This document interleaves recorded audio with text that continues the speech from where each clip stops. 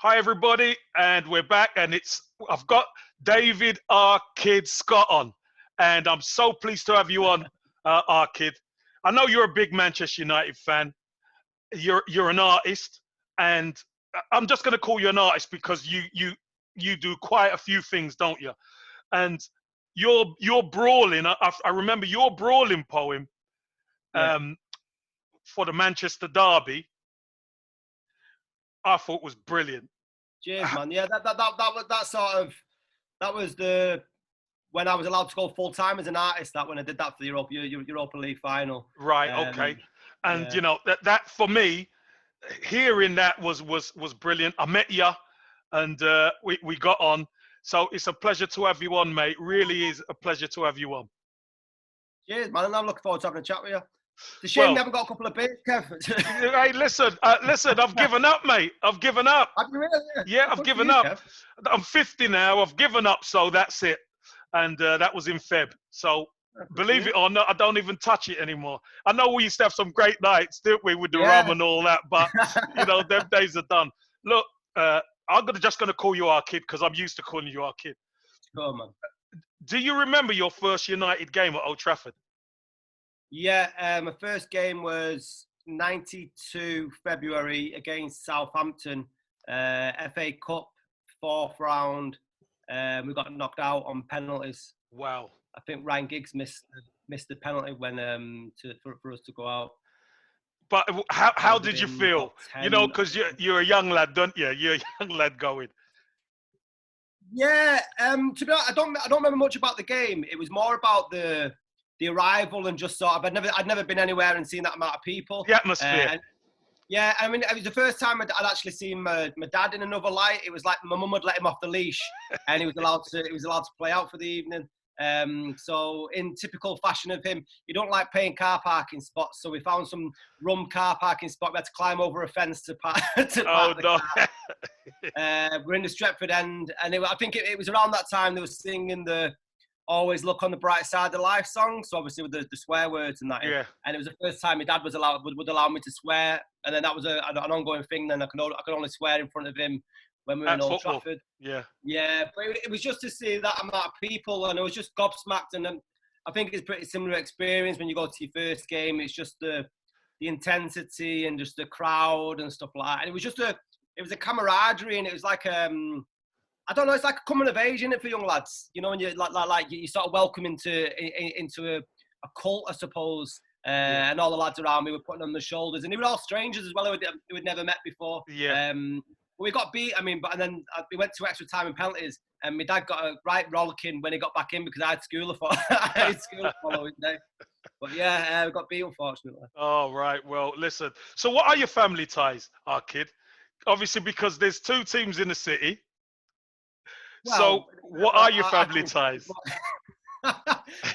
Most of my family, I was thinking about this before when you emailed earlier in the week, is the majority of my family are Man United fans, except for my granddad.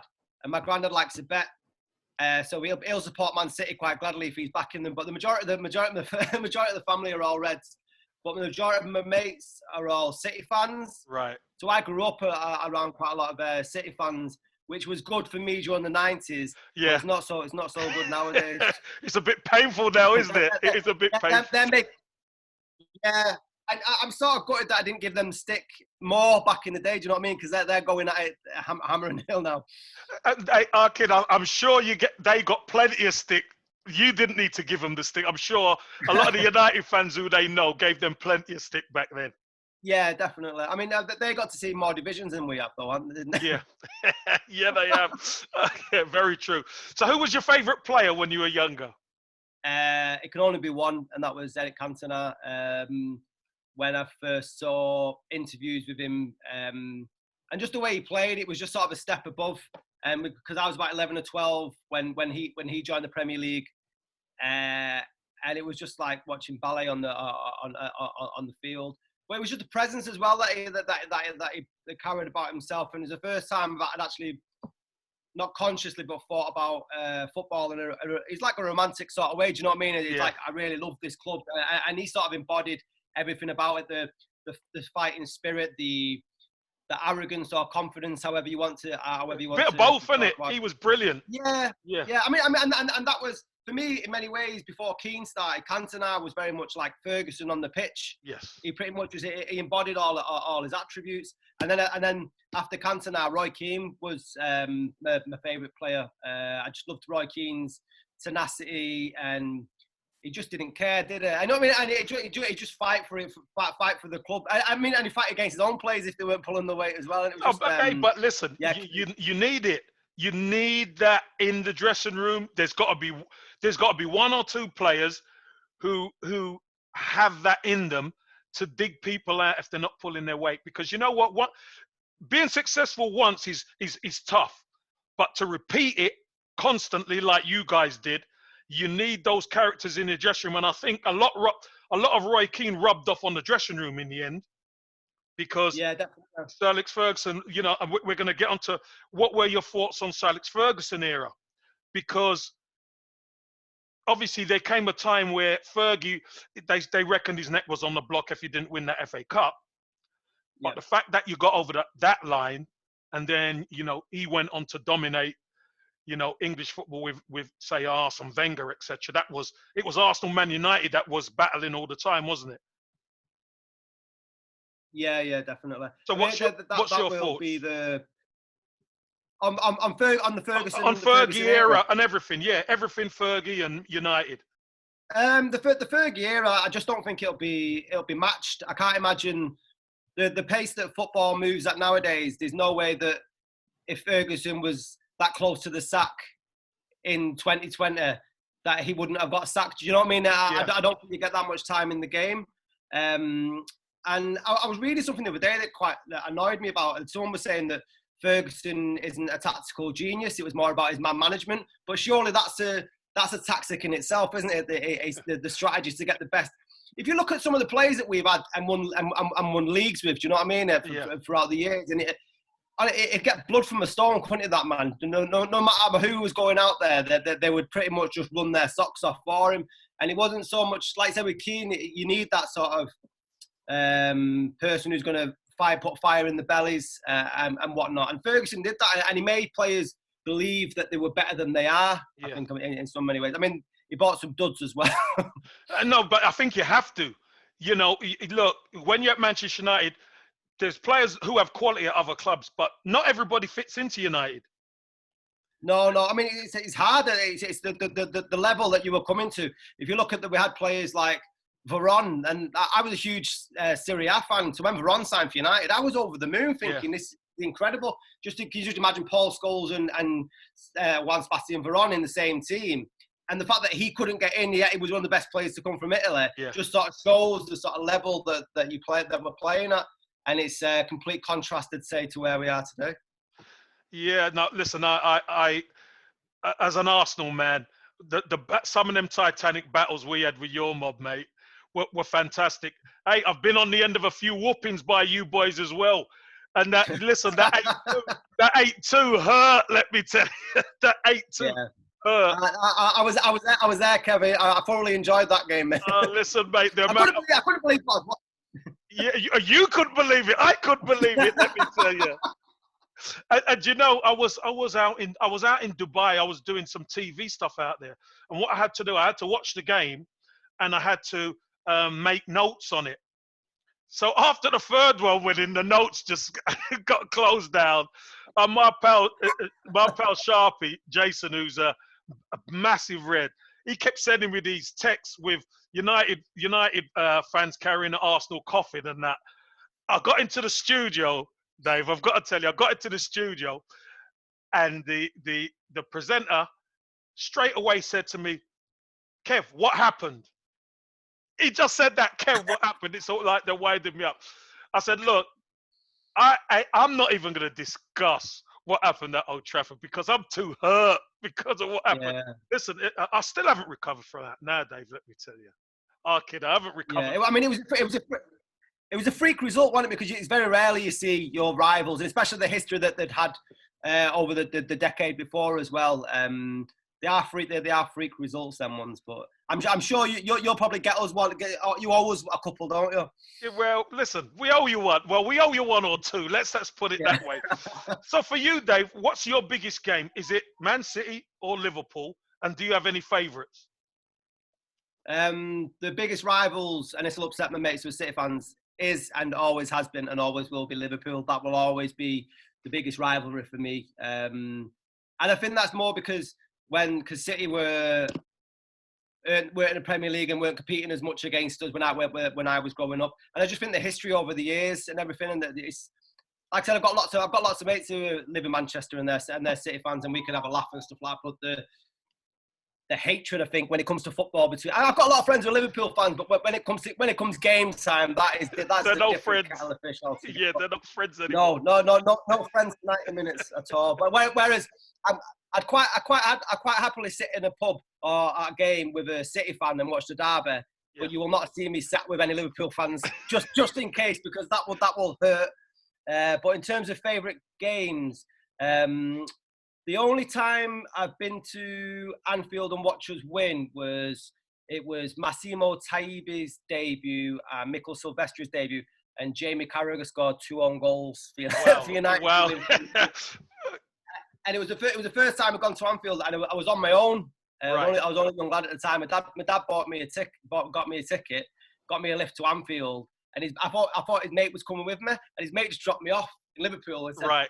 You're on your own. Down that way. You're on your own, yeah. And I was pretty much sat where it wasn't barriers, it was just like mesh fencing in between a few seats. And I had all the Scouse fans chucking Bovril and spitting at me and all that. And I was crapping it for the majority of the game. And then when Carragher scored like his own goals and stuff, and I know Taibi went on to be a bit of a disaster for United, but he pulled off some blinding saves in that game. That was my favourite Liverpool game. And then my favourite derby was at Main Road, and that was 3-2. And we were getting beat 2. I think it was about Bonfire 94. And we were getting beat 2-0 at half-time. And then Cantona scored a brace. And then Roy Keane scored the winner at the end. And that's a favourite game that I've ever been to. Like, that was my first derby. And I actually seen mates who were City fans on the way to the game. And then they were giving them sticker on the way home. On the way home. Yeah. So they were my 2 sort of rivalry big games that I've been to. Nice one. I know a lot of United fans will feel exactly the same about that, because that was a massive game for you guys. So what's your experience? What, as an artist, did you play football sport? And obviously, does it play such a big part in the content that you write as an artist? Well, when I was younger, I actually played for Bolton Wanderers for a bit, up until about the age of 16, 17. I was in the youth academy there. Right. And it wasn't working out. I sort of knew that I was going to get dropped, and then I started getting more interested in girls. So the girl interest went up, and then the football interest declined. Yeah. And then I found myself kicking about. I think I was at Oldham for a little bit, and I just couldn't. My head wasn't, if it wasn't playing for one of the big teams, then I wasn't really going to be interested. I was all right, but I think I didn't have enough to go pro. But in terms of the content that I write, quite a lot of the people who come and watch my gigs and stuff are football fans. And as you'll know yourself, I'm quite vocal. Yes. On social media. Very, yeah, I love it. Don't shy away from an opinion. But yeah, I've wrote for Man United now, maybe on 8 different occasions for different stuff like Europa League final, end of season, derby days and stuff like that. So I've collaborated with Man United, which is not, you know what it's like when you play for the team you love. And I never got to play for my club, but to be able to walk through the corridors and maybe the doors that the fans wouldn't get to do, and do it as part of my art form is huge. So and obviously you get a lot of exposure working with United as well, so that's been massively helped. And then in the music, there's quite a lot of references to footballers and stuff like that in the music that we're making. Yeah, brilliant, fantastic. I've got to ask you this question, R Kid, because I actually sat with United fans watching this game. What's your experience of that Champions League final versus Bayern? And did you believe? That's what I have to ask. Any United fan, I'll ask them, did you believe? What was your experience? I think I got to 45. The overall experience was The day of the game, I was really upset because I'd gone to. I went to the FA Cup semi-final when Giggs scored again. Sorry to bring it back up. Oh, Kev. cheers, R Kid. Cheers, mate. Yeah, Just so rub it in. Another hard night for you lot. Yeah, I so know. my dad managed to get me a ticket for that game and got me out of work. And my boss was like, "Yeah, fine, have the day off." He knew it was a momentous occasion. When it was the week of the Champions League, my dad phones me up and says, "Listen, I've got tickets to go to the Nou Camp," and my boss wouldn't let me have the time of work. I was absolutely gutted. Yeah. So my dad drove with his mates to France and all the way down to Barcelona. Really? And meanwhile, I was sat in the Farmers Arms in it's not longer there in South Manchester in Leamington. And yeah, I mean the place was, and it was full of City fans and United fans, and I don't think City fans will admit that they wanted United to win the European Cup, especially the treble and such. But yeah, it was just electrifying. I didn't believe at all, Kev. And I tell you that the how much I didn't believe is that my mate's sister was flirting with me all evening, and it got to the point where about 75 minutes, I ended up started copping off with her, and I missed Sheringham's goal. Oh. Yeah, so then like I think I was necking her at the bar, and then we scored. She's got thrown by the side, and I don't think I seen her for the rest of the evening because we ended up in Manchester in Albert Square. We were dancing around the fountains. Of course, stuff. Yeah, you enjoyed it, yeah. I got home absolutely drenched, drunk, and never been so happy, man. It was just it's just incredible, amazing scenes. So Sheringham scored to keep it level. So you're probably thinking, right, you didn't expect Ollie to score, did you? Of course you didn't. So what did you do then? You're back with your mates now. Yeah. Well, it happened very briefly. So like we sat down and I was getting ready for it to go to extra time. I thought it'd be a similar story to the semi-final. And you literally just sit down after you calm yourself down, and we're back up again singing and dancing. It was just I get goosebumps now still thinking about it. It was just an incredible night. And obviously it was the treble, wasn't it? That was the treble season. Incredible. So that leads me on to question 8. We're going through these like it's going so quick. The class of '92. What do they mean to you, R Kid? Because you obviously seen them come through the ranks, haven't you? Yeah, I mean they're proud because like I grew up in the same area as Nicky Butt. Yeah. I think he was like 3 or 4 years above me. He went to Robbie High School, and his high school was rivals with mine in terms of playing football together. So everyone knew Nicky, and Wes Brown as well was another one. I think he was a couple of years older than me, and I know Wes' younger brother Clive. I know he's not classed as the class of '92, but it's still that sort of attachment to people from your area. Well, he's connected, isn't he? He was the next one along, wasn't he? So. Yeah. But yeah, it's a great pride, and I don't think it'll happen again where just the way the scouting system is, to see that sort of close network of lads. I think probably minus Beckham because he was from down south, but still they come through the ranks at United, hadn't they? And I don't think that just the way the game is now that you'll see that replicated. I think the only thing that was closest to it was it the Celtic team that won the European Cup, and there was so many that would lived 30 miles out in of the Glasgow. Radius, in the radius of the ground. Hey, don't forget the Arsenal's teams, mate. As you said, you know the '89 team. Yep. That team had so many. I think was in the whole squad was 8 or 9 homegrown players in the squad. Really? Oh, right, wow. Yeah. Right. And then when we won it in '91, I was part of that. Dave Villiers was part of that. So we probably had 8 or 9 again, 10 involved in that. So, that kind of gets forgotten because it was the old First Division, wasn't it? Yeah. It's like it never existed because the Premier League.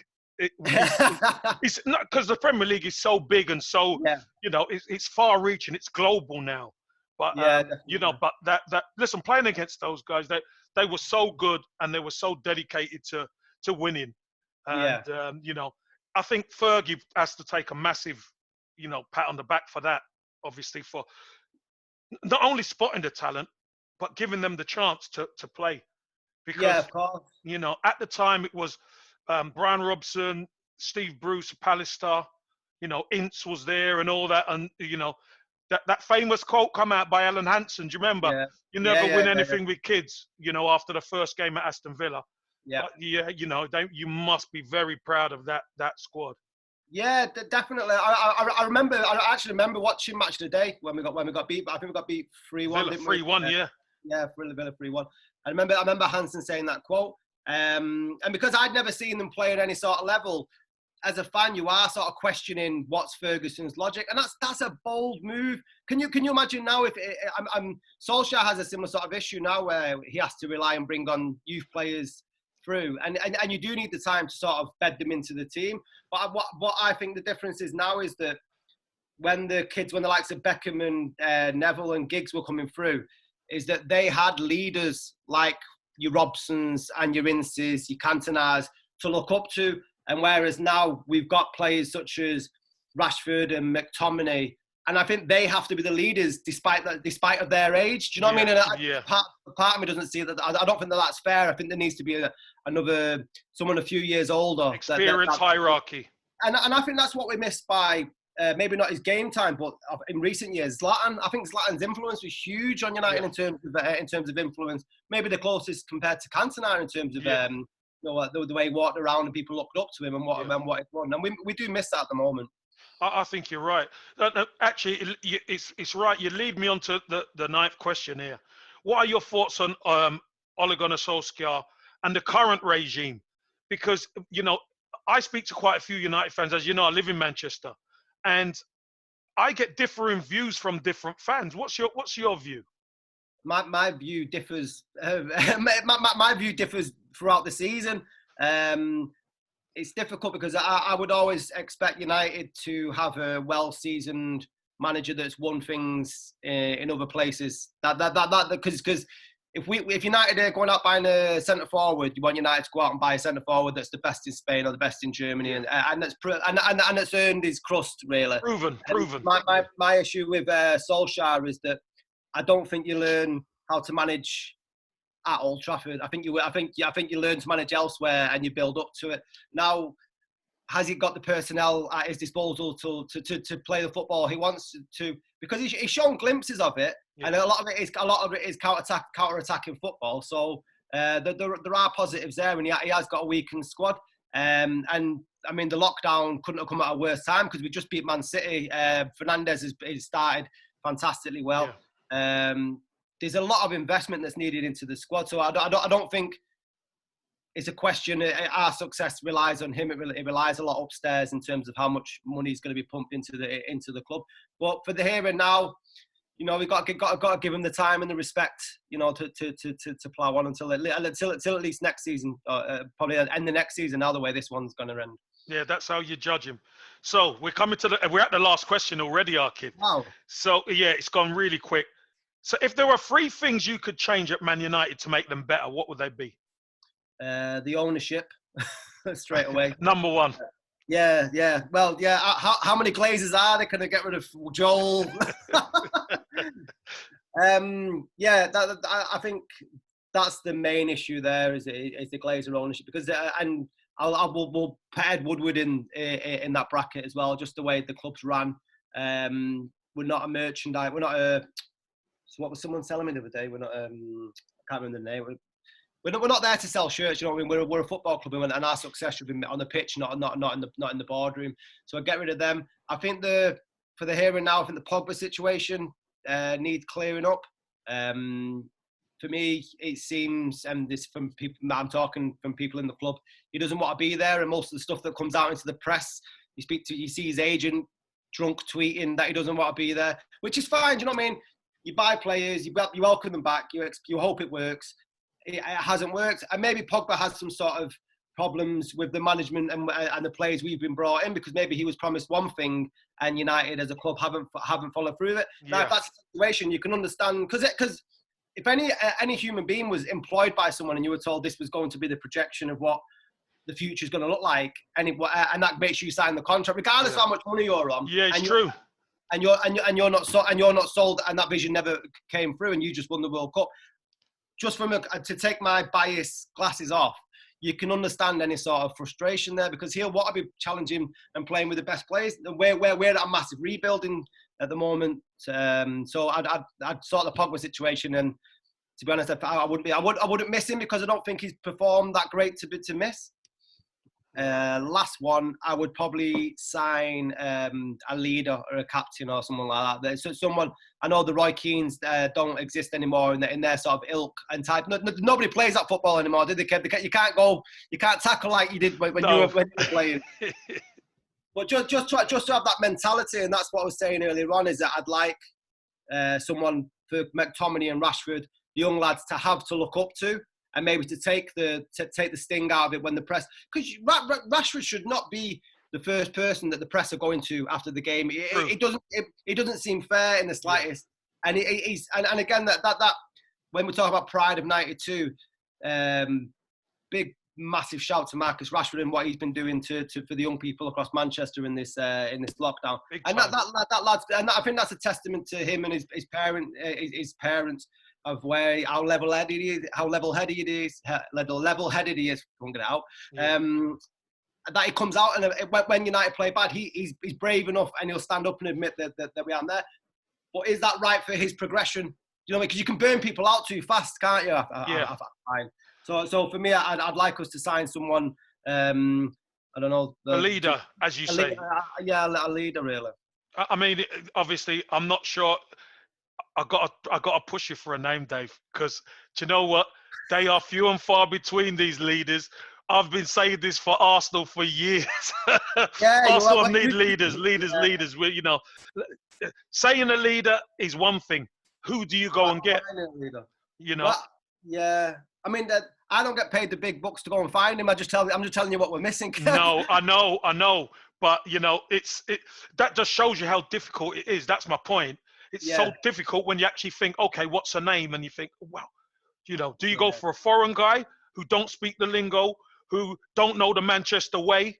Or do you go for a British player or a foreign player who's played in England, who, you know, let's just say for argument's sake, Kante at Chelsea, I don't know whether he'll still be at Chelsea next season, for argument's sake.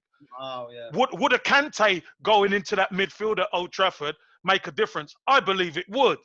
Oh yeah, that'd be a huge signing. Do you understand what I mean? So that's why I just think about the detail and a name of a player. Oh, I'd love to have Kante in there, or Didi from Leicester. You know, somebody like that. That's a great shout.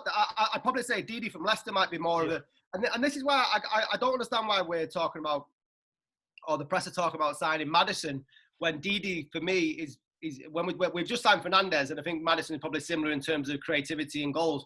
Didi's the player that I'd be going for, and I think really we should be maybe looking for Leicester's scouts as well as their players, because Leicester they've got some diamonds on them over.